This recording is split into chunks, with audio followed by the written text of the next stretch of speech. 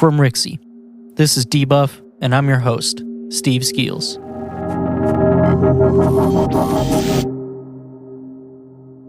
There was a lot that went on this past weekend, and I can't cover all that was shown, but today I'll be talking about some highlights from the Guerilla Games Collective, PC Gaming Show, and the Future Games Show.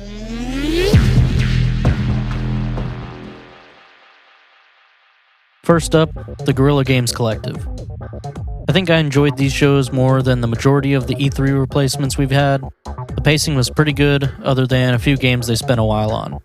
And I think the issue for that was probably more on me, as I wasn't too interested in a few of the games they lingered on.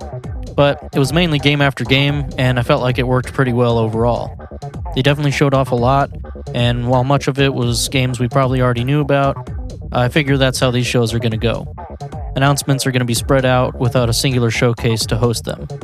Also, they're doing it in multiple parts, somewhat like an E3 showing, which I feel like, just as the IGN expos, they could have condensed it. But that's alright, we're here for the games. And there's a few standouts I want to mention. First is the System Shock remake and the demo that was just released. I haven't had a chance to try it, but I think it's pretty exciting to get this into our hands. The game looks great overall, and I'm glad that they're putting out a demo.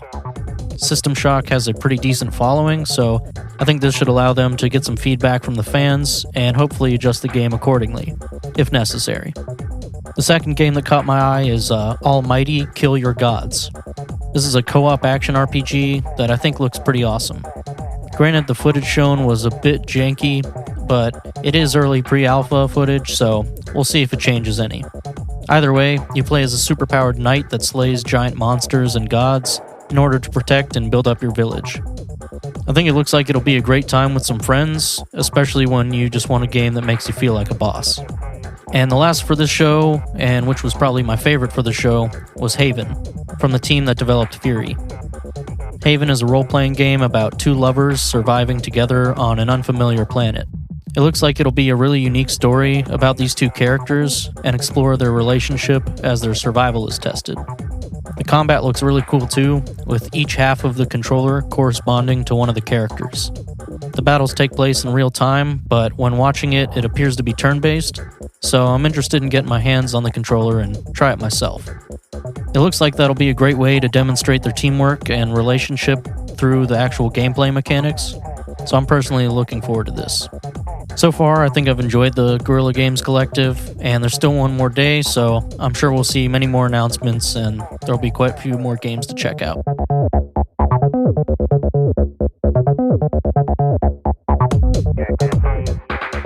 Next up is the PC Gaming Show, which is normally pretty decent, but I did feel like it dragged quite a bit. It was about a 2-hour show with a ton of stuff, but it was hit or miss on how much time each game got. There were multiple long interview discussions about the game, which absolutely killed the pacing for me. I like the information they had, but it seems like something they should have saved for after the trailers, kind of like how Nintendo does their Treehouse stuff. Also, the presentation of it was a bit too much too. I enjoyed the CGI DevBot for what it was, but between that and switching between the hosts for seemingly no reason most of the time, it was a lot to follow. I do think they had a lot of cool games shown, but I definitely wouldn't recommend watching the whole thing. So here are some of my personal favorites. Definitely Persona 4 Golden for PC is great, though this was leaked ahead of time, which may have ruined the surprise for a lot of people.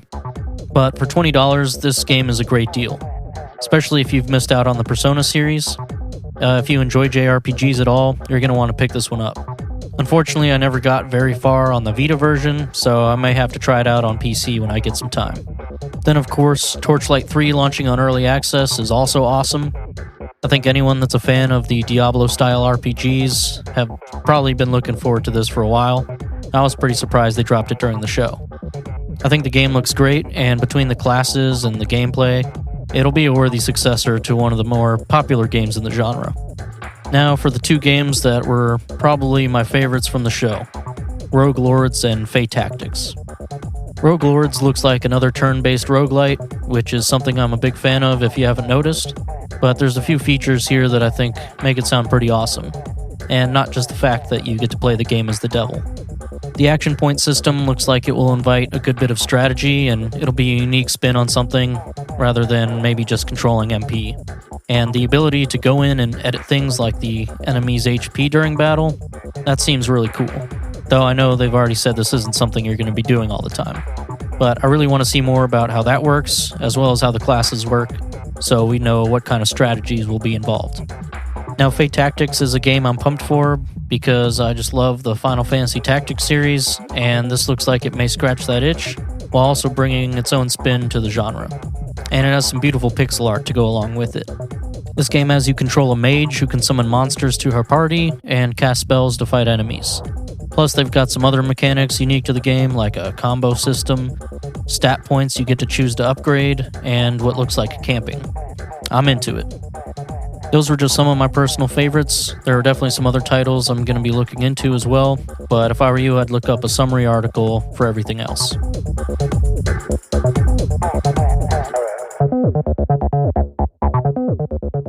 Now, last up is the Future Games Show.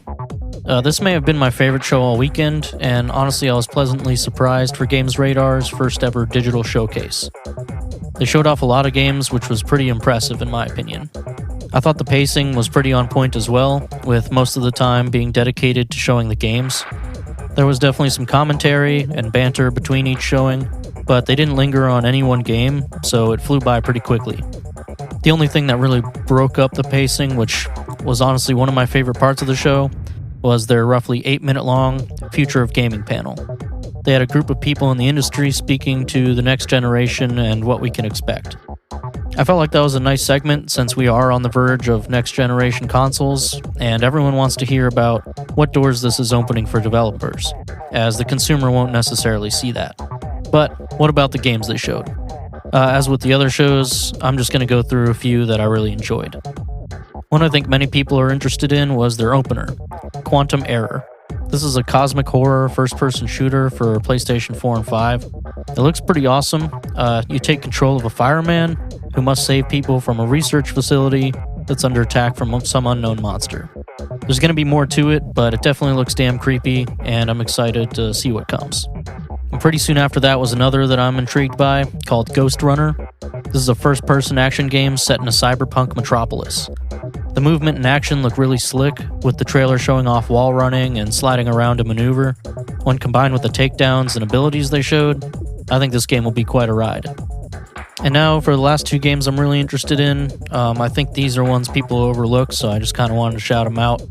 Morbid, The Seven Acolytes, is being described as a horror punk action RPG, so I think that sounds pretty wild, but I don't know that the trailer really did it justice. It definitely looks like a Zelda game with a more complex battle system, complete with rolling and a stamina bar, so of course everyone will say it's a Dark Souls-like game. But there's a lot to it, with 25 different melee weapons, several guns, and a perk leveling system. I think there will be a lot of variety to it, and I think it looks like it'll be a really good game. And the last one I want to talk about is Chris Tales. This game is a love letter to classic turn-based RPGs, as well as some modern favorites. There's a demo available, which I think is a nice peek at it. It's got a gorgeous art direction attached to a pretty fun game, though the demo is very short.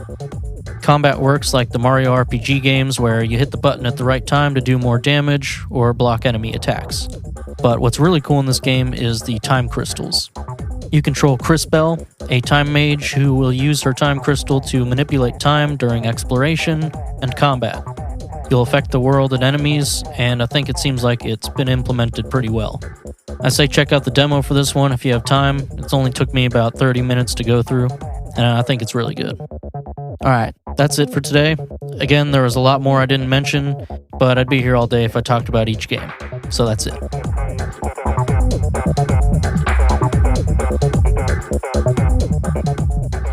Debuff is hosted by me, Steve Skeels, edited and mixed by Mason Carlton.